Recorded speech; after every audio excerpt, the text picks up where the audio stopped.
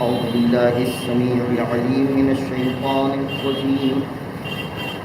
بسم الله الرحمن الرحيم. الحمد لله الذي لم يتخذ صاحبة ولا ولدا ولم يكن له ولي من الذل وكبره تكبيرا.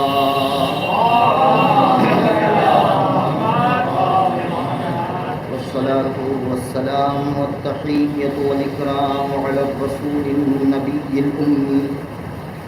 الذي أرسله بالحق بشيرا ونذيرا وداعيا إلى الله بإذنه وسراجا منيرا سيدنا ومولانا أبي القاسم محمد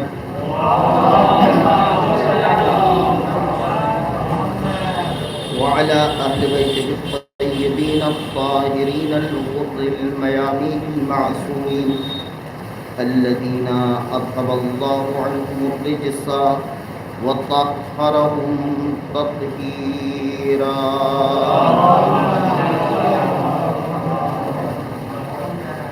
ولعنة الدائمة على أعدائهم أجمعين. أما بعد، فقد قال مولانا علي بن أبي طالب عليه الصلاة والسلام: اعرف الحق تعرف أهله واعرف الباطل تعرف أهله. صلوات محمد وآل محمد.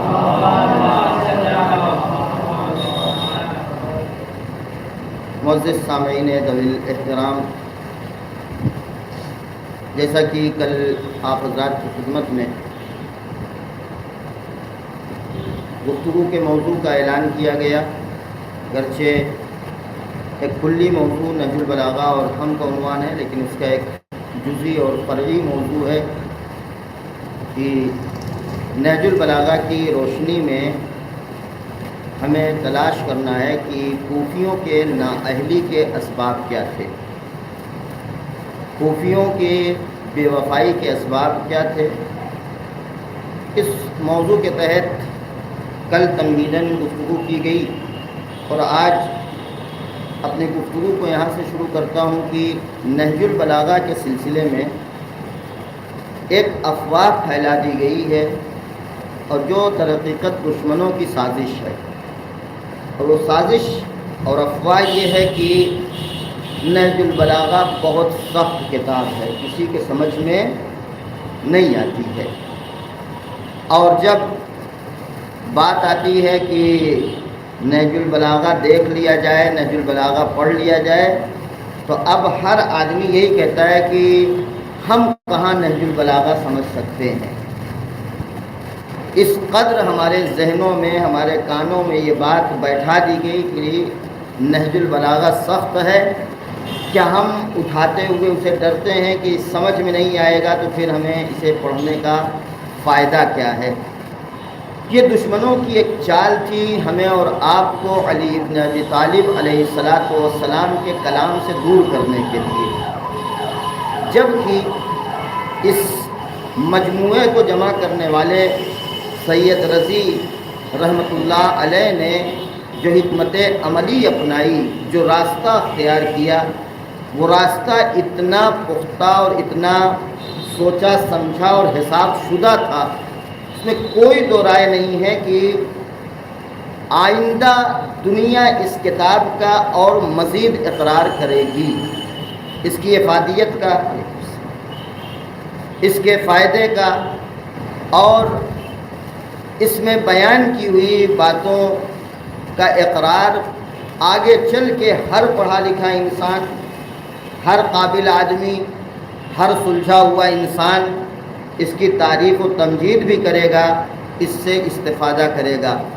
اور یہ میں نہیں کہہ رہا ہوں، یہ خود سید رضی جنہوں نے یہ کتاب جمع کی، مولا کائنات کے خطبات کو جمع کیا ایک کتاب کی شکل میں، انہوں نے اپنے اسی کتاب کے مقدمے میں یہ بات تحریر کی ہے. اگرچہ جس وقت نہج البلاغہ سید رضی نے تالیف کیا ہے، تالیف کے 6 سال کے بعد ان کا انتقال ہو جاتا ہے. ظاہر سی بات ہے آج کے دور کی یہ کتاب لکھی ہوئی نہیں، یہ تقریباً 200 سال کے قریب کا عرصہ گزر رہا ہے اس کتاب کو سید رضی نے جمع کیا، اور اس کتاب کو جمع کرنے کے بعد، تحریر کرنے کے بعد 6 سال کے اندر گزر گئے۔ تو 6 سال میں اس زمانے میں، آپ اس دور کا تصور نہ کریں جہاں فوٹو کاپی مشینیں بھی افراد ہو گئیں اور ایک سے ایک مشین آ گئی، آپ راتوں رات جو ہے وہ کتابوں کے 500 اور 1000 ایڈیشن تو ایک شب میں چھپوا سکتے ہیں۔ آج یہ سہولت دستیاب ہے، لیکن پرانے زمانے میں 150 اور 200 سال پہلے یہ امکانات نہیں تھے کہ لکھی ہوئی کتاب کو اتنی جلدی منظر عام پر لایا جا سکے۔ تو اس زمانے میں جو طریقہ تھا وہ طریقہ یہ تھا کہ جب لوگوں کو معلوم ہوتا تھا کہ فلاں عالم نے کتاب لکھی ہے تو جا کے اس سے نسخہ برداری کرتے تھے، قلم سے باقاعدہ وہ کتاب لکھتے تھے۔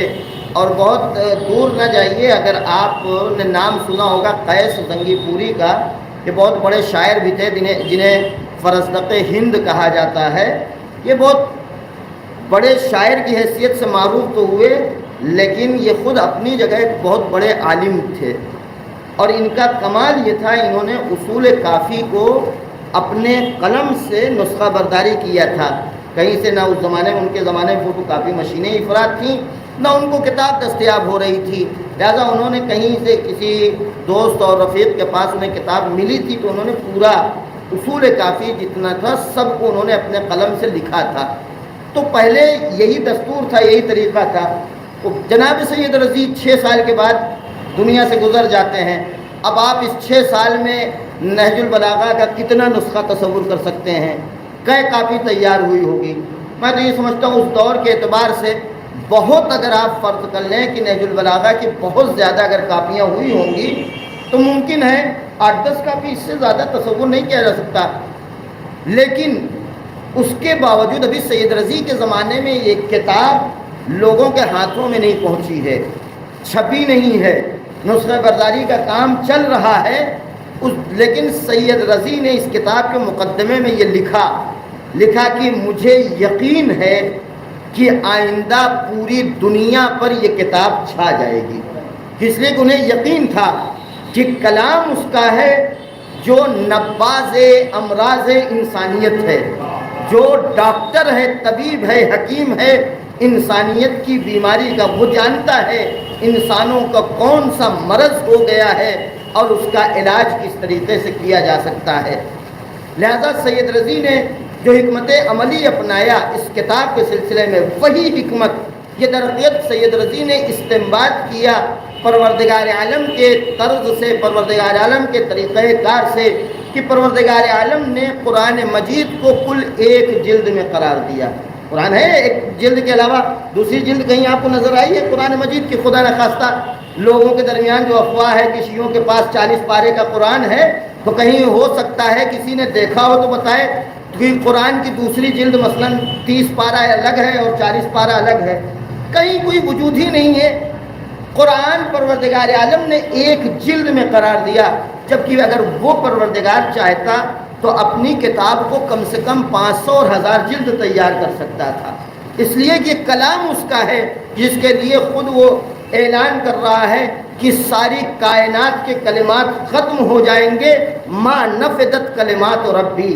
میرے رب کا کلام کبھی ختم ہونے والا نہیں ہے۔ تو جس کے کلام ختم ہونے والا نہ ہو وہ چاہتا تو کتاب کو کئی جلدوں میں قرار دیتا، لیکن وہ یہ بھی جانتا ہے کہ یہ انسان تھکتا بڑا جلدی ہے، اس کے سامنے 45 منٹ سے زیادہ 1 گھنٹہ کی مجلس کوئی پڑھ دے تو یہ بڑا جلدی تھک جاتا ہے۔ تو عزیزو وہ ہمارے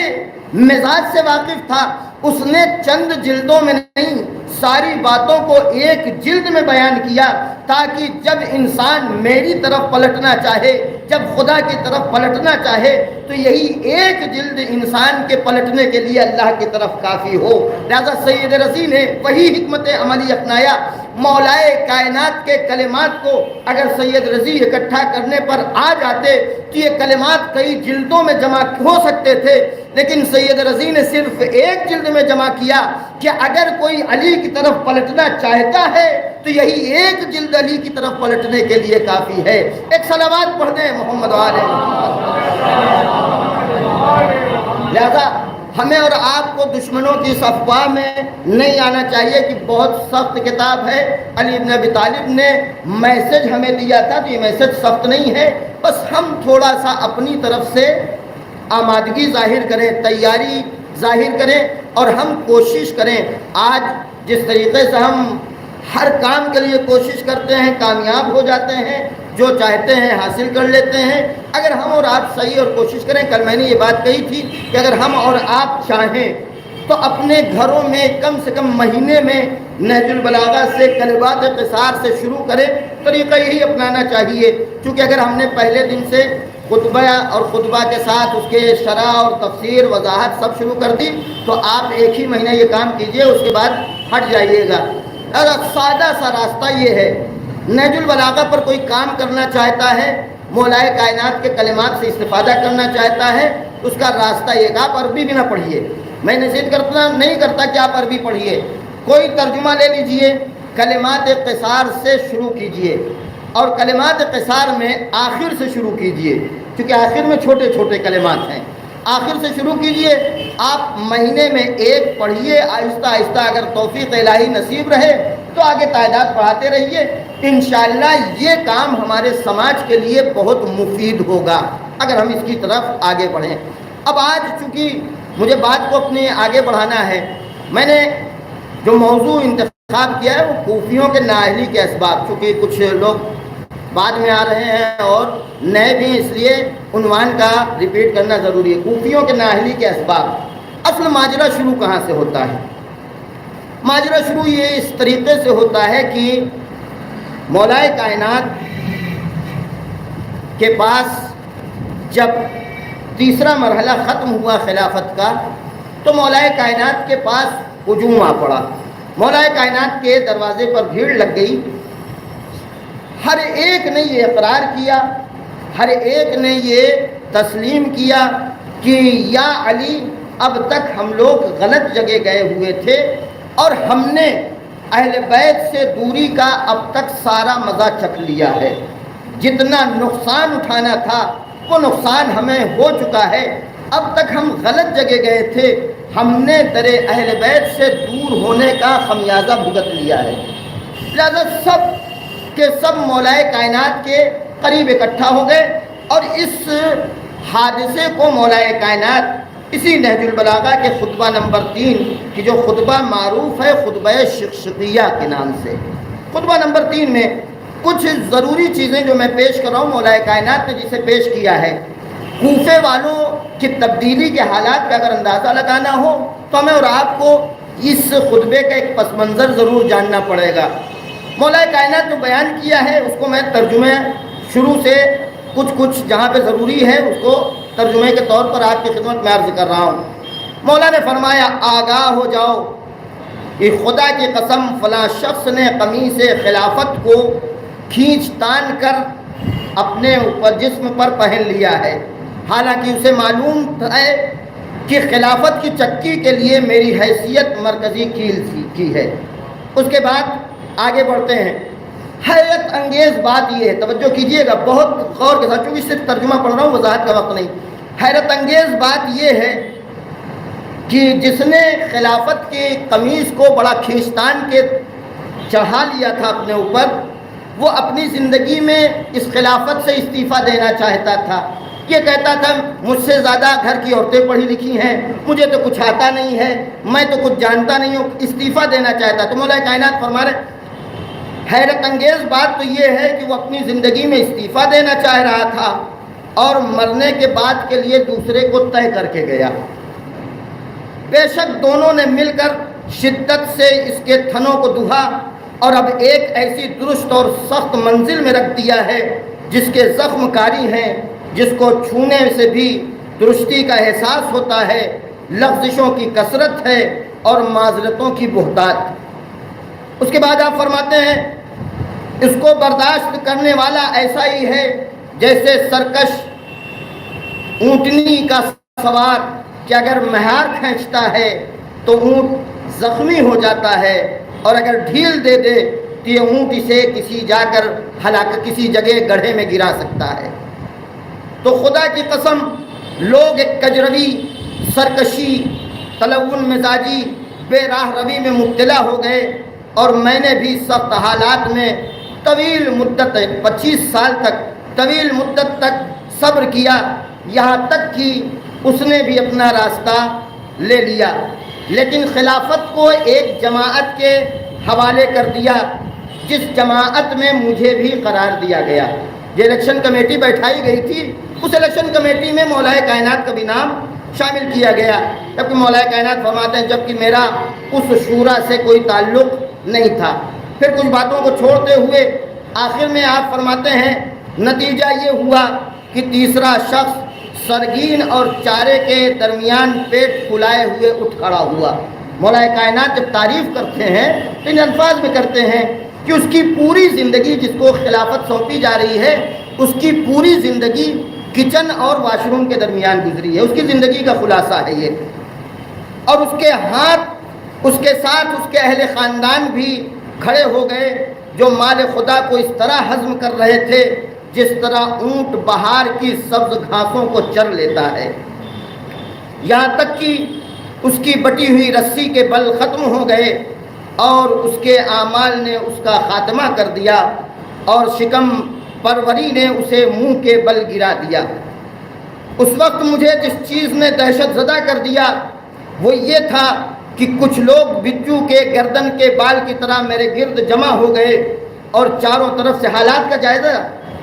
مولا کائنات فرمانے اب اس مرحلے کے بعد کہ جب تیسرا مرحلہ اپنے انجام کو پہنچ گیا تو لوگ ہمارے ارد گرد جمع ہو گئے۔ تشبیہ دیا کہ جس طریقے سے بچو دیکھا ہوگا وہ جسے ساہی کہتے ہیں، اس وقت گردن پہ کانٹے والے بال کھڑے ہو جاتے ہیں، تو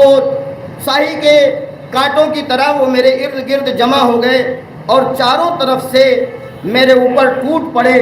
یہاں تک کہ حسن و حسین قریب تھے کہ کچل جاتے۔ جبکہ جس وقت کی بات ہے حسن حسین کا بچپنا نہیں رہ گیا ہے، یہ جوان ہیں، لیکن اس کے باوجود بھیڑ کا آپ اندازہ لگائیے، بھیڑ اتنی تھی کہ مولا فرماتے ہیں قریب یہ تھا کہ حسن اور حسین کچل جاتے اور میری رضا کے کنارے پھٹ گئے۔ یہ سب میرے گرد بکریوں کے گلے کی طرح گھیرا ڈال لیا، لیکن جب میں نے ذمہ داری سنبھالی اور اٹھ کھڑا ہوا تو ایک گروہ نے میری بیعت توڑ دی۔ مولا کائنات نے جب ان کے ہجوم کے بعد، ان کے آنے کے بعد، ان کے اظہار ندامت کے بعد یہ ذمہ داری لے لی تو اب نبی کریم کے دو جلیل القدر صحابہ مولا کائنات کے پاس آئے اس سوچ کے ساتھ کہ چونکہ اسلام میں ہمارا سابقہ بڑا روشن ہے، لہذا مولا کائنات کے پاس آئے اور کہا مولا کائنات اس خلافت میں ہمیں بھی حصہ دیجئے۔ مولا کائنات نے کہا دیکھو تم لوگ تو بہت بڑے انقلابی تھے، تم لوگ بہت جذباتی تھے، تم لوگ بہت نیک تھے، لیکن اب معاملہ پلٹ چکا ہے۔ اس وقت پہلے تم لوگ زاہد اور پرہیزگار تھے، اب تم لوگ دنیا دار ہو گئے ہو۔ پہلے تم لوگوں کے اندر خلوص پایا جا رہا تھا، اب تم لوگ مطلب پرست ہو گئے ہو، لہذا میں تمہیں خلافت میں حصہ نہیں دے سکتا۔ یہ دونوں وہاں سے یہ کہتے ہوئے اٹھے علی یہ کام آپ کو بہت بھاری پڑے گا۔ بھاری کیا پڑا؟ آپ جانتے ہیں تاریخ کا منظر آگے بڑھا تو ان لوگوں نے نبی کی زوجہ کو اپنے فیور میں کر لیا اور لے کر جنگ جمل میں پہنچ گئے۔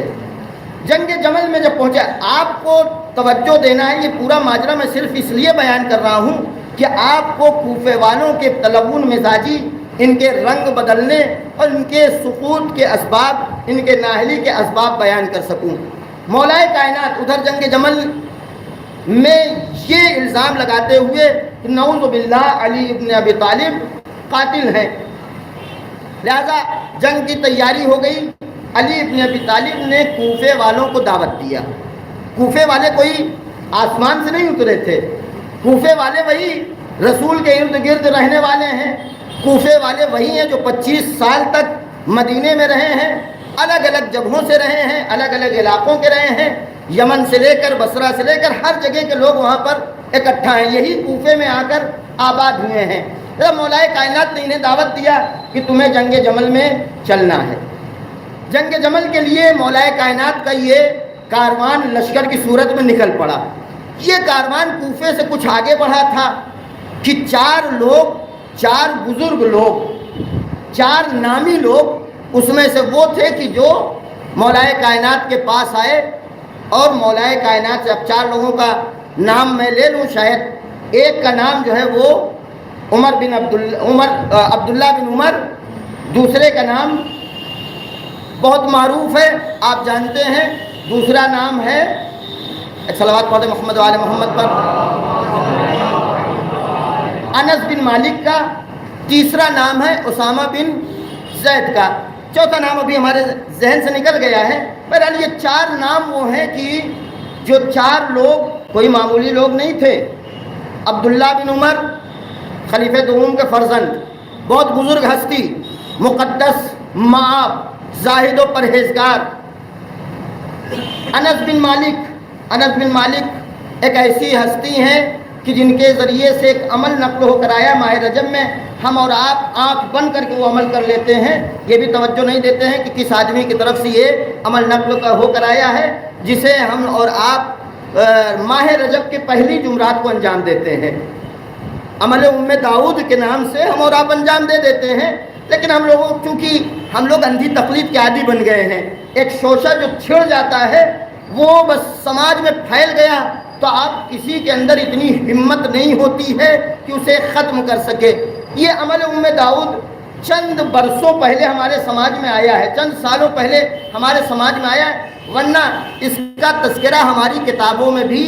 نہیں ہے۔ یہ عمل غیروں کے یہاں پایا جاتا تھا، غیروں کی کتابوں میں پایا جاتا تھا، نہ اس کا راوی ہمارا ہے نہ یہ ہماری کتابوں میں ہے، لیکن ہم ہو گئے ہیں افواہوں کے پیچھے اور چلتی ہوئی ہوا کے دھارے پر بہنے والے، لہذا کچھ بھی سن لیا بھاگنے لگا۔ انس بن مالک، دوسرے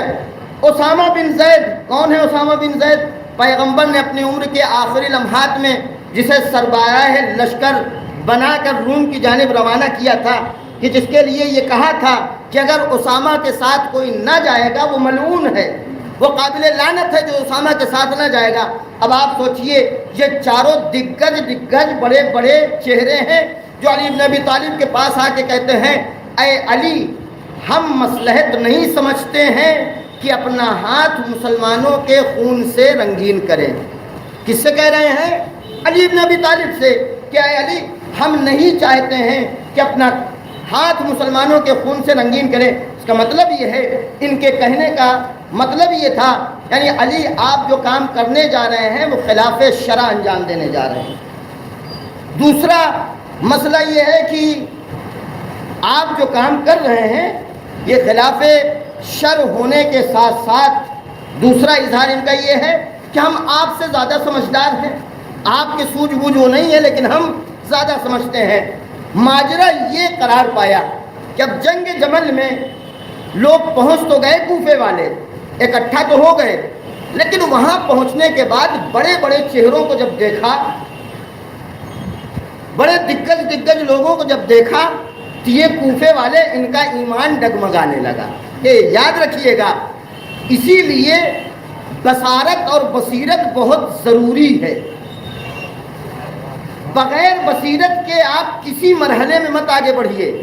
حد یہ ہے کہ اگر آپ مجلس میں آتے ہیں با بصیرت بن کے آئیے، بصیرت کے ساتھ آئیے، یہ سوچ کر آئیے کہ یہ مجلس میں ہمیں ملے گا کیا، مجلس میں جانے کا فائدہ کیا ہے، ذکر حسین کے ریپیٹ کرنے کا فائدہ کیا ہے، اس عزاداری کا فائدہ کیا ہے۔ جب تک آپ کے لیے یہ ثابت نہ ہو جائے کہ ذکر کا فائدہ کیا ہے، آپ ہو سکتا ہے مائک کی آواز سن کر، خطیب کا نام دیکھ کر، بانی مجلس کا چہرہ دیکھ کر آپ مجلس میں تو آ جائیں، لیکن یہ بھیڑ در حقیقت جنگ جمل میں شرکت کرنے والوں جیسی ہو۔ بصیرت اس لیے بہت ضروری ہے۔ پہنچ گئے لیکن بڑے بڑے چہرے دیکھ کر ایمان لگا ڈگمگانے۔ اچھا، یہ جو 4 لوگ مولا کائنات سے جب جدا ہوئے جانے لگے تو مولا کائنات نے کہا کہ جو فتنہ میں گرفتار ہو گیا ہے اس کی سرزنش ہم کیا کریں۔ مولا کائنات نے پہلے سے آگاہ کر دیا کہ تم لوگ فتنے میں مبتلا ہو گئے ہو۔ یہ چلے 3 تو واپس ہی چلے گئے، اس میں سے انس بن مالک پھر پلٹے اور ابھی مولا کائنات میدان جمل تک نہیں پہنچے ہیں، مولا کائنات کے قریب پہنچ کے مولا کائنات سے کہتے ہیں یا علی میں نے چاہا کہ آپ کا ساتھ دے دوں، آپ کا ساتھ دینا ضروری ہے۔ وہ الگ بات ہے، یہ پلٹے تھے مولا کائنات کا ساتھ دینے کے لیے نہیں، یہ اب جب پلٹے ہیں تو یہ خفیہ جاسوس ہیں سامنے والی پارٹی کے، خفیہ جاسوس ہیں، انہیں علی کی فوج میں انتشار پھیلانا ہے، اختلاف پیدا کرنا ہے، علی کے آدمیوں کو توڑنا ہے، اس ذمہ داری کے ساتھ یہ خفیہ ایجنسی کے ایک ایجنٹ بن کر اس میدان میں پہنچے ہیں۔ اب وہاں پر ایک چہرہ بہت مشہور ہے، ہمارے اور آپ کے درمیان نہیں مشہور ہے، اگرچہ ہم اور آپ بھی دھوکہ کھا جاتے ہیں۔ ایک نام ہے، آپ نے جو لوگ زیارت کرنے گئے ہیں اور جو بالخصوص مشہد گئے ہیں وہاں پہ ایک نام سنا ہوگا، خواجہ ربیع۔ خواجہ ربیع کی قبر پہ کوئی گیا مجمع میں؟ ایسا ہے کوئی؟ مشہد میں خواجہ ربیع کی مشہد شہر سے فاصلہ ہے، تقریباً 20-25 کلومیٹر کا فاصلہ ہے، وہاں پہ خواجہ ربیع کی قبر ہے اور باقاعدہ مزار وزار بنا دیا گیا۔ یہ ہماری جہالت ہوتی ہے، اور ہماری جہالت کا اندازہ آپ یہاں سے لگا سکتے ہیں۔ خواجہ ربیع کا چہرہ آپ پہچانے، ابھی چہرے کا ان کا اشارہ کرتا ہوں، لیکن یہ سمجھ لیں کہ خواجہ ربیع کے قبر پر اچھے خاصے لوگ زیارت کرنے جاتے ہیں۔ خواجہ ربیع کے قبر کی نہیں جانتی یہ نادان معرفت نہ رکھنے والے افراد یہاں سے جو قافلے لے جاتے ہیں، یہ بیچارے بھی صرف اپنی فہرست میں وہ بہانے کے لیے کہ ہم اتنی جگہ لے گئے، خواجہ ربیع کی قبر پر بھی لے جاتے ہیں، جبکہ خواجہ ربیع کا حال یہ تھا، جنگ جمل میں پہنچ تو گئے تھے، وہاں جنگ شروع ہونے سے پہلے آئے مولا کائنات کے پاس، مولا کائنات سے یہ کہہ رہے ہیں اے علی میں یہاں پر بڑا تذبذب میں مبتلا ہو گیا ہوں، میں دو دل ہو رہا ہوں، چونکہ ادھر آپ ہیں اور سامنے ادھر بڑے بڑے چہرے ہیں، نبی کے بڑے بڑے صحابی ہیں، اب ہماری سمجھ میں نہیں آ رہا ہے کہ ہم کدھر جائیں۔ لہذا علی آپ ہم کو اجازت دیجئے ہم دور دراز نکل جائیں۔ یہ خواجہ ربیع صدر اسلام کے ان 8 اہل معرفت اور زاہد اور متقی افراد میں سے ہیں جن سے بڑا متقی اور پرہیزگار کوئی نہیں تھا۔ ان کا نام اس فہرست میں آتا ہے، ان 8 لوگوں میں آتا ہے کہ سب سے بڑے پرہیزگار، بہت متقی، لیکن علی بن ابی طالب کے سامنے آ کے کہہ رہے ہیں ہمیں سمجھ میں نہیں آ رہا ہے، آپ اجازت دیجئے۔ لہذا جب یہ جانے لگے، مولا کائنات نے اجازت دے دی، اس لیے کہ کسی کو زبردستی روکا نہیں جا سکتا تھا، مولا کائنات نے اجازت دیا، جانے لگے تو مولا کائنات نے ان سے کہا کہ اے خواجہ ربیع تعرف الحق تعرف اہلہ، حق کو چہروں سے مت پہچاننا، حق کو چہرہ دیکھ کر مت سمجھنا، اعرف الحق، پہلے حق کا معیار سمجھ لو، حق کا میزان پہچان لو، پھر اس میزان کے اعتبار سے حق کو تولو، حق کو پرکھو، حق کو پہچانو۔ اعرف الباطل تعرف اہلہ، چہروں سے باطل کو مت پہچانو، اس لیے کہ مولا کائنات نے وجہ بیان کیا اگر چہروں کو سمجھ کے حق کی جانب آؤ گے، چہرہ دیکھ کر حق کی جانب آؤ گے تو چہرہ دیکھ کر واپس بھی چلے جاؤ گے۔ تو یہ آدمی مولا کائنات کا ساتھ چھوڑ کر واپس چلا گیا، اور ہم شیعہ جا کے اس کی قبر پر فاتحہ بھی پڑھ رہے ہیں، اس کی قبر کا بوسہ بھی دے رہے ہیں۔ یہ اندھ بھکتی نہیں معلوم ہمارے یہاں کہاں سے آ گئی ہے کہ آج خدا شاہد آپ اسی دروازے پہ جو باہر جالی لگی ہوئی ہے 2-4 رنگین نعرہ باندھ دیجئے، آپ کو 1 ہفتے اور مہینے کے بعد یہاں دکھے گا ہار پھول مالا نعرہ پنی سب کچھ وہاں پہ۔ یہ ہم کہاں جا رہے ہیں، کس سمت جا رہے ہیں؟ ذرا پہچانو حق کیا ہے، بصیرت کے ساتھ اسلام کی جانب آؤ۔ اہل بیت کا راستہ اپنانا چاہتے ہو تو آنکھ بند کر کے ہر ہوا کے ساتھ مت بہتے رہو۔ خدا شاہد ہے میں نے یہ اپنی نگاہوں سے منظر دیکھا ہے۔ ایران میں تھا، حرم میں کھڑا ہوا، زیارت کے بعد دیکھ رہا تھا قافلہ آیا پاکستان کا، کس جگہ کا یہ سب نہیں جانتا ہے، لیکن پاکستان کا کسی گاؤں دیہات کا قافلہ لگ رہا تھا۔ انگریزی میں اور عربی میں لکھا ہوا تھا، چونکہ اب لکھا ہوا تو جو بورڈ بنا ہوا اس پہ لکھا نو فوٹوگرافی، نو فوٹوگرافی۔ اب سنہرے کلر کا ہر آدمی پہنچ کے یہ ہماری قوم کا حال ہے۔ ضرورت اس بات کی ہے کہ ہم جس سمت جائیں، جس جانب جائیں، آنکھ چاہے بند ہو لیکن قلب کی کھڑکیاں کھلی ہونی چاہیے۔ بصیرت اگر نہ ہو تو یاد رکھیے گا اس فرش اعضاء پر بھی آپ نعرہ لگاتے ہوئے آئیں گے اور اس کے بعد جب میدان میں آنے کی ضرورت پڑے گی تو واپس چلے جائیں گے۔ لہذا جنگ جمل تک ابھی آپ ہیں۔ جنگ جمل میں مولا کائنات نے دیکھا کہ فتنے کی بنیاد وہ اونٹنی پر سوار وہ خاتون، لہذا مولا کائنات نے اس فتنے کو ختم کرنے کے لیے پہلے چند لوگوں کو بھیجا جا کے، چونکہ دیکھیں بڑا چہرہ ہے، بڑے چہرے کو نہ سزا دی جا سکتی ہے اور نہ ہی اس کے خلاف اقدام کیا جا سکتا ہے۔ آج تک ہماری قوم کے لوگ اسی خوش فہمی میں مبتلا ہے کہ مولا کائنات نے یہ جو کام کیا ہے یہ بڑا سیریس کام کیا ہے، سیاست سے اس کا کوئی تعلق نہیں تھا۔ مولا کائنات دل سے ان کا احترام کرتے تھے، لہذا عزت کے ساتھ انہیں واپس پلٹا دیا۔ نہیں، مولا کائنات ان حالات سے خوف زدہ تھے جن حالات کی بنیاد پر مولا کائنات 25 سال تک صبر کرتے رہے اور جن حالات کی بنیاد پر مولا کائنات نے بگڑے ہوئے حالات پر ہر ایک جگہ ہاتھ نہیں رکھا ہے ان 4 سال کی حکومت میں۔ لہذا مولا کائنات نے چند لوگوں کو بھیجا اونٹ کا پیر کاٹنے کے لیے۔ لوگ، اب آپ دیکھیے کتنا عظیم فتنہ ہے، لوگ پہنچتے تھے اونٹنی کے پاس، پہنچ کے جیسے ہی اس بڑے چہرے پر نظر پڑتی تھی فوراً واپس چلے آتے تھے۔ یا علی، ہم نہیں کاٹ سکتے اونٹ کا، اس اونٹ کا پیر ہم نہیں کاٹ سکتے، اس لیے کہ اس پر یہ بیٹھی ہوئی ہیں۔ واپس آ گئے، 3-4 لوگ جب واپس آ گئے تو مولا کائنات نے امام حسن کو بھیجا، حسن یہ کام تم ہی کر سکتے ہو۔ مولا امام حسن علیہ السلام گئے، اونٹ کا پیر کاٹا اور اس کے بعد اونٹ گرا، فتنہ گرنے کے بعد اسے واپس کر دیا گیا۔ لیکن یاد رکھیے گا ہمارے دل میں اگر ایسے لوگوں کے بارے میں ذرہ برابر اس جہت سے احترام پیدا ہو جائے کہ نبی کی بیوی تھی، ان کو کچھ نہیں کہا جا سکتا، تو میں تو یہ سمجھتا ہوں کہ ہم نے ابھی تک اہل بیت کو نہیں پہچانا۔ اتنی زہریلی دوا جو مسلمانوں کو دی گئی ہے، اتنا بغض و عناد رکھنے والی ہستی کہ جسے بڑا چہرہ کہا جاتا ہے، اس کے بغض اور عناد کا حال یہ تھا کہ پیر کاٹا تھا امام حسن علیہ السلام نے، حسن کے جنازے پر تیر ان کا کارنامہ ہے۔ بس تاریخ کی روشنی میں اگر ہم اور آپ سمجھنے کی کوشش کریں، اب ظاہر سی بات ہے یہاں کوفے والے اکٹھا ہیں، کوفے والوں کی ایک مشکل یہ تھی، کوفے والے چہرے کو دیکھ کر حق اور باطل طے کر رہے تھے۔ لہذا واپس جنگ جمل خاتمہ بخیر ہوا، مولا کائنات کو فتح نصیب ہوئی، کوفے پلٹے۔ یہ ماجرا کب کا ہے؟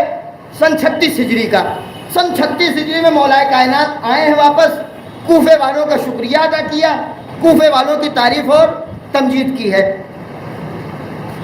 اس کے 2 سال کے بعد، تقریباً 1.5 سال اگر مہینوں کے حساب سے لیا جائے تو 1.5 سال ہوں گے، سن 38 ہجری میں ماجرا پیش آیا انبار کا۔ حاکم شام نے شہر انبار پر یلغار کروایا۔ یلغار جب حاکم شام نے کر دیا، ادھر مولا کائنات کوفے والوں کو پہلے سے ہوشیار کر رہے تھے، پہلے سے کہہ رہے تھے کوفے والوں اس سے پہلے کہ شام والے تمہاری جانب آئیں تم ان کی جانب بڑھ جاؤ، اس لیے کہ جو انسان گھر میں بیٹھ کر اپنے دشمن کا انتظار کرتا رہتا ہے وہ ذلت اور رسوائی کی موت مارا جاتا ہے۔ لہذا دشمن سے مقابلہ کرنے کے لیے ضروری ہے کہ اپنے گھروں سے نکلو، دور ان کو پکڑو، دور پہنچ جاؤ گے، دشمن ان کے گھر تک نہیں پہنچ سکتا ہے۔ عزیزوں، میں صرف اشارہ کر کے حالات حاضرہ کی طرف سے اشارہ کر کے گزر رہا ہوں۔ آج تک ہمارے درمیان ایسے عناصر پائے جاتے ہیں جن کو یہ سمجھ میں نہیں آتا ہے کہ کیا ضرورت ہے کہ ایران اتنا دور بیٹھا ہوا ادھر حزب اللہ کو تیار کیے ہوئے ہے اسرائیل سے لڑنے کے لیے، ادھر عراق میں داعش سے مقابلہ کرنے کے لیے اپنے افراد کو بھیج دیا، ادھر سیریا میں مقابلہ کرنے کے لیے افراد کو بھیج دیا، ہم اور آپ نہیں سمجھ سکتے، لیکن یہ علی ابن ابی طالب نے بیان کیا کہ دیکھو اگر دشمن کا انتظار کرو گے گھر میں بیٹھ کر تو ایک دن دشمن تمہارے گھر تک پہنچ جائے گا، اس وقت تم ذلت کی موت مارے جاؤ گے۔ اور یاد رکھو اگر ایران نے عراق میں پہنچ کر داعش کو ختم نہ کیا ہوتا تو آج داعش کا قبضہ پورے ایران پر ہو چکا ہوتا۔ ایک صلوات پڑھ دیں محمد والے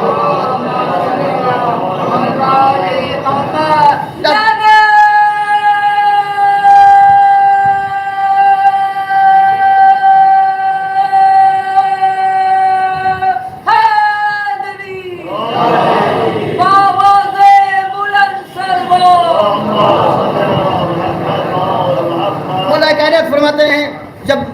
ان نشانیوں کے بارے میں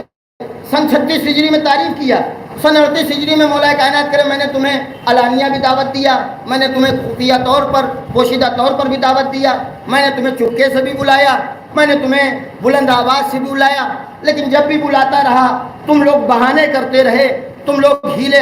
بہانے بناتے رہے اور ہمارا ساتھ تم نے نہیں دیا۔ اب وقت یہ آ چکا ہے کہ انبار میں دشمن کی فوج نے پہنچ کر انبار کو غارت کر دیا، اور اس کے بعد وہ اس کا ایک لیڈ، اس کا ایک سربراہ، اس فوج کا ایک کمانڈر، وہ ایک مسلمان کے گھر میں اور ایک غیر مسلمان کے گھر میں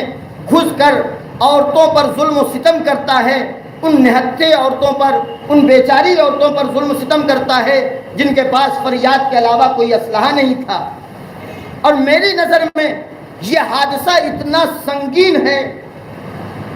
کہ اگر کوئی مسلمان اس پر افسوس کرتے ہوئے مر جائے تو اس مسلمان کا حق ہے، لیکن کوفے والوں تمہاری غیرت کو کیا ہو گیا ہے؟ تمہاری غیرت مر چکی ہے، تم عورتوں کی طرح گھر کے اندر چھپنا چاہتے ہو۔ یہ سن 38 ہجری میں مولا کائنات نے اس درمیان بیان کیا۔ اب چونکہ بات کو مجھے جلدی سے ختم کرنا ہے، اب پھر پلٹتے ہیں کوفے والوں کے اسی نااہلی کے اسباب کی جانب۔ آخر کوفے والے اتنی تیز تبدیل کیسے ہو گئے؟ جو کوفے والے جنگ جمل میں بڑھ چڑھ کر حصہ لے رہے تھے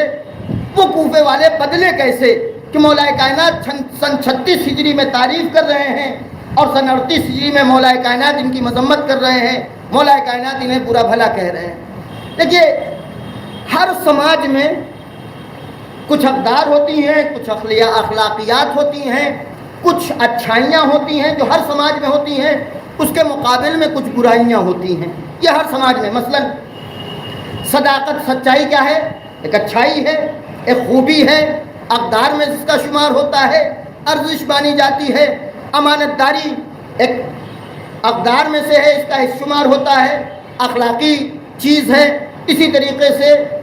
انسان کے لیے ایثار اور قربانی اور فداکاری، یہ ساری چیزیں اقدار میں سے ہیں۔ اس کے خلاف جھوٹ، فراڈ، عیاری، مکاری، یہ سب کیا ہے؟ یہ سب کے سب چیزیں وہ ہیں جو ہمارے سماج میں کیا ہے؟ اقدار نہیں ہیں۔ لیکن کبھی کبھی ایسا ہوتا ہے کہ دشمن جب انسانوں کو کمزور کرنا چاہتا ہے، لوگوں کو ضعیف بنانا چاہتا ہے، تو دشمن اسلحوں کا وار نہیں کرتا، تلوار کا حملہ نہیں کرتا ہے۔ اچھا یاد رکھیے گا، اگر سماج میں اقدار الہی، اللہ کی بیان کی ہوئی خوبیاں، اہل بیت کی بیان کی ہوئی اچھائیاں اگر سماج میں پابرجا رہیں، جن چیزوں کو اہل بیت نے اچھا کہا ہے اس پر ہم ڈٹے رہیں، تو یاد رکھیے گا پھر ہم سر تو کٹا سکتے ہیں، سر جھکا نہیں سکتے۔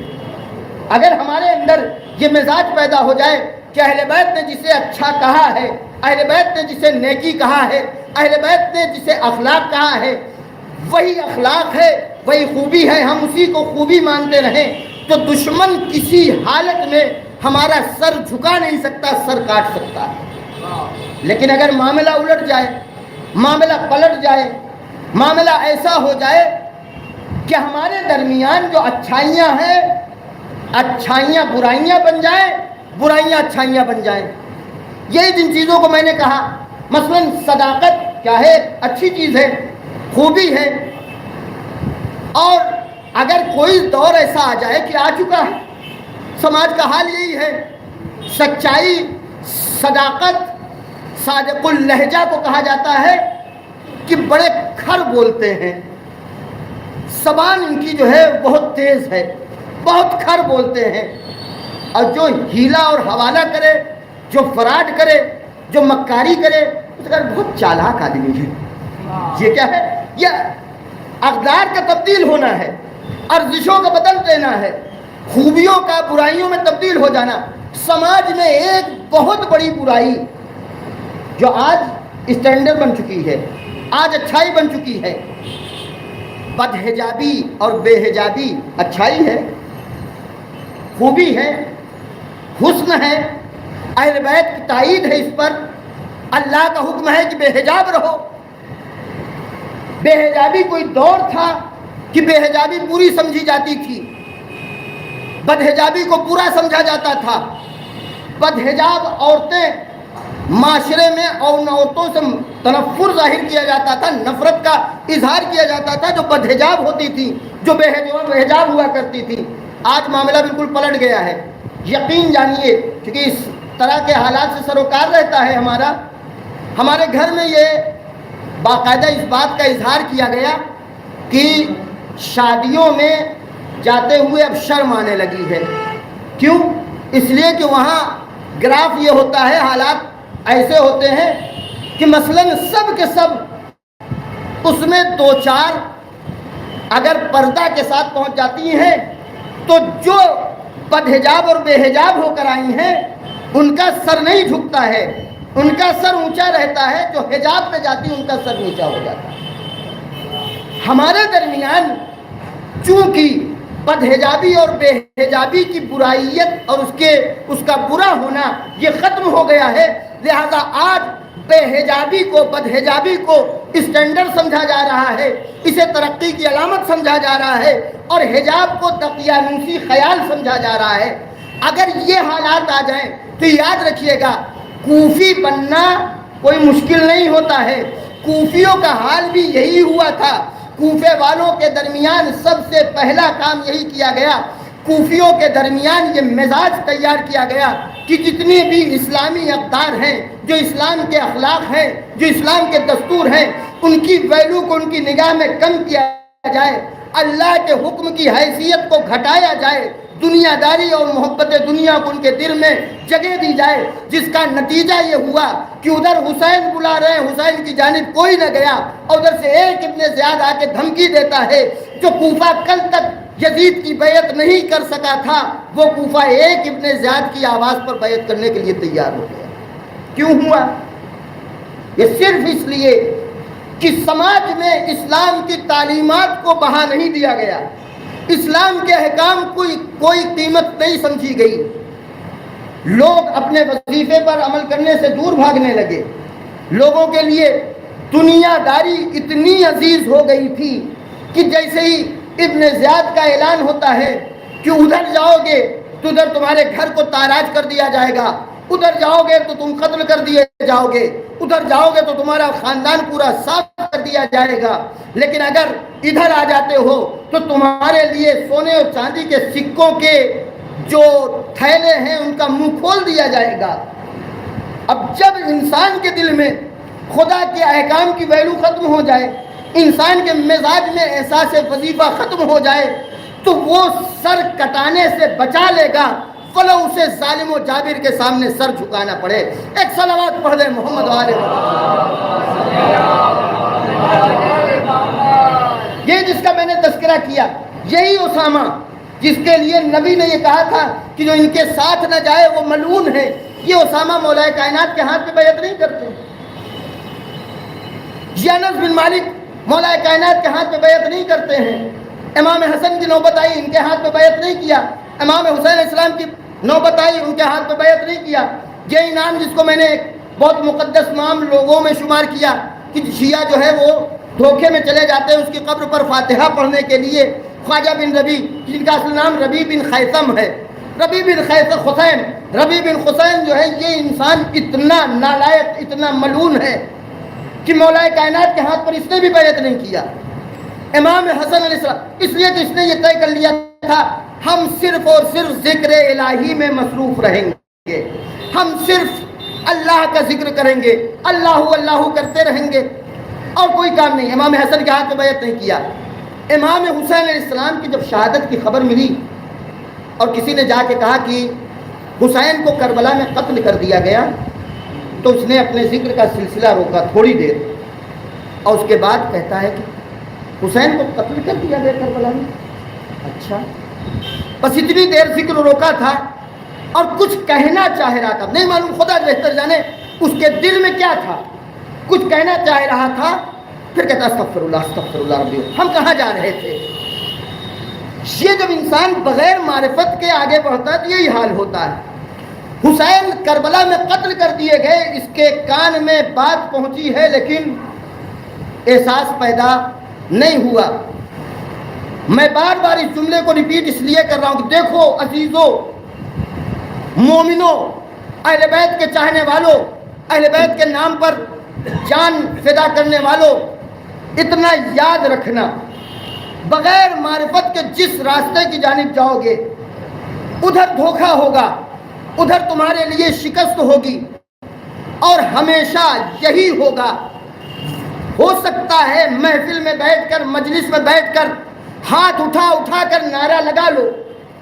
لیکن نعرہ جتنا زیادہ نعرہ لگاؤ گے، جتنا زیادہ بغیر بصیرت کے فرش اعضاء پر بھیڑ جمع کرو گے، اتنا ہی زیادہ وقت پڑنے پر دور ہوتے چلے جاؤ گے۔ خطرہ اس بات کا ہے کہ ایک حسین تنہا رہ گیا، ایک حسین کربلا میں تنہا رہ گیا، کسی نے ساتھ نہیں دیا، کوئی نہیں نکلا، اور خطرہ اس بات کا ہے کہ کہیں ایسا نہ ہو آخری زمانے کا حسین جب آئے پردے سے اور وہ ہمیں پکارتا رہ جائے تو یہی ہم نعرہ لگانے والے ہم ساتھ چھوڑ دیں۔ لہذا ہمیں اس تاریخ سے عبرت لینا چاہیے، کوفے والوں کے تلون اور رنگ بدلنے کے ان اسباب پر نظر رکھنی چاہیے کہ ان کی کمزوری یہ تھی کہ ان کے درمیان اسلامی اقدار کا احترام نہیں رہ گیا تھا، اسلامی تعلیمات کی کوئی قدر نہیں رہ گئی تھی، اسلامی قانون کا کوئی احترام نہ رہنے کی وجہ سے فرزند زہرا کو قتل کرنے پر تیار نہیں، بلکہ فرزند زہرا کو قتل کرنے کو ثواب سمجھنے لگے تھے۔ کربلا میں جو ماجرا پیش آیا ہے، اس ماجرے میں سب سے دردناک پہلو یہی تھا، سید سجاد جب مدینے واپس پہنچے تھے وہاں مدینے والوں میں ایک بات کہا تھا کہ مجھے افسوس اس بات کا ہے کہ مسلمان میرے والد بزرگوار کو قربتاً اللہ قتل کرنے آئے، فرزند رسول کو قربتاً اللہ۔ یہ مسلمان ابھی کوفے والوں کے درمیان اگر زینب بے پردہ پہنچ رہی ہیں اور کوفے والے صرف ظاہر میں آنسو بہا کے رہ جا رہے ہیں تو تعجب کی بات نہیں ہے، لیکن کوفے والوں کے لیے تو یہ مرحلہ سخت نہیں تھا، لیکن زینب کے لیے یہ مرحلہ بہت سخت تھا۔ اس لیے میں نے کل بھی اشارہ کیا تھا، جناب زینب کس ہستی کا نام ہے۔ ام ایمن نے ایک دن جناب زینب سے کہا، ام ایمن بہت مومنہ تھی اور اہل بیت کی اتنا قریب یا اتنی عزیز اہل بیت کے نزدیک اس خاتون کی حیثیت تھی کہ جب جناب زہرا سلام اللہ علیہ کی شہادت ہو جاتی ہے، مولا کائنات کی بارگاہ میں ایک دن جناب ام ایمن آئیں اور کہتی ہیں، اے علی، مجھ سے وہ جلا ہوا دروازہ نہیں دیکھا جاتا، مجھ سے وہ گلی نہیں دیکھی جاتی جس گلی میں زہرا کی توہین کی گئی، رضا علی مجھے اجازت دیجیے میں مدینے سے باہر چلی جاؤں۔ ایک دن یہ مدینے سے باہر چلی گئی۔ جناب زینب جب بڑی ہوتی ہیں اس وقت اس موقع پر جناب ام ایمن واپس آئی ہیں۔ ایک دن جناب زینب سے کہتی ہیں، زینب تمہیں ایک بات بتانا چاہتی ہوں، تمہیں ایک خبر سنانا چاہتی ہوں جو خبر تمہاری ماں نے مجھے دی تھی۔ انہوں نے کہا، ام ایمن بتائیے کیا خبر ہے؟ تو جناب زینب سے ام ایمن کہتی ہیں، اے زینب، ایک وقت آئے گا جب تمہارا بھائی حسین قتل کر دیا جائے گا اور تمہارے بازوؤں میں رسن باندھی جائے گی۔ جناب زینب بیان کرتی ہیں، ام ایمن نے جب مجھے یہ خبر دی تو چونکہ ماں کا حوالہ دیا تھا مجھے یقین تو ہو گیا تھا، لیکن میں اکثر یہی سوچتی تھی زینب کے بازوؤں میں رسن باندھ کون سکتا ہے، زینب کے سر سے ردا چھین کون سکتا ہے۔ اچھا تائید کے لیے میں اس فراق میں تھی کہ اپنے بابا سے اس بات کو دریافت کروں، اپنے بابا سے پوچھوں کہ بابا ام ایمن نے جو خبر سنائی ہے آپ کو بھی پتہ ہے، آپ بھی جانتے ہیں، ماں نے آپ کو بھی بتایا ہے، تو خود بیان کرتی ہیں لیکن میری ہمت کبھی نہیں پڑی، اس لیے کہ علی غیرت اللہ کا نام ہے، شاید علی یہ سن کر برداشت نہ کر سکتے، لہذا میں خاموش رہ گئی۔ پھر بیان کرتی ہے جب میرے بابا کا آخری وقت آیا، بابا نے وصیتیں شروع کی، تو میں بڑی ہمت یکجا کر کے بابا کے پاس پہنچی، بابا ام ایمن نے ایک خبر دی ہے مجھے، اتنا سننا تھا کہ علی ابن ابی طالب زار و قطار گریہ کرنے لگے اور کہتے ہیں ہاں زینب ام ایمن نے جو خبر دی ہے، جو خبر تم بتانا چاہتی ہو، علی کو اس خبر سے آگاہی ہے اور علی کو اس خبر کا درد بھی ہے، اس خبر سے تکلیف بھی ہے کہ زینب میں تمہارے ساتھ عباس کو بھیج رہا ہوں، میں تمہارے ساتھ عباس کو تمہاری حفاظت کے لیے روانہ کروں گا۔ عزیزو یہ ماجرا ختم ہوا، زینب کوفے داخل ہو رہی ہیں، زینب کوفے وارد ہو رہی ہیں۔ زینب کے حجاب کا حال یہ ہے کہ مولا کائنات کا ہمسایہ یہ کہتا ہے میں نے اپنی عمر میں زینب کے سائے کو بھی نہیں دیکھا تھا، زینب کے جسم کے اس سائے کو بھی نہیں دیکھا تھا جو زینب مقدرہ تھی۔ لیکن عزیزوں کوفہ اس منزل کا نام، اسی لیے میں نے کل اشارہ کیا تھا کہ روز عاشور تک کی مصیبتیں پھر بھی سابقہ تھا، ان مصائب کا پھر بھی سابقہ تھا، لیکن جو مصیبتیں کوفے کی ہیں، جو کوفے کے اور کوفے شام کی مصیبتیں ہیں، ان مصیبتوں کا سابقہ نہیں ہے۔ یہی وجہ ہے جب زینب کوفے میں داخل ہوئی ہیں، زینب شرم کے مارے گڑی جا رہی تھی، اسی لیے جب جناب زینب نے اپنے بھیا کے سر کو دیکھا، کیونکہ زینب قافلہ سالار ہے، زینب کے لیے پردہ بہت اہم تھا، لیکن زینب ایک بار جب اپنی بھتیجی پر نظر ڈالتی ہے، اپنے بھتیجے پر نظر ڈالتی ہے، آواز دیتی ہے اے میرے بھیا اپنی بیٹی سے بڑھ کے چند کلمے گفتگو کر لیجئے، آپ کی بیٹی کو آپ کے جانے کے بعد چین اور سکون نہیں۔ دنيا نظلا والخدمة بوين، الماء يبكي حرام يطب ريته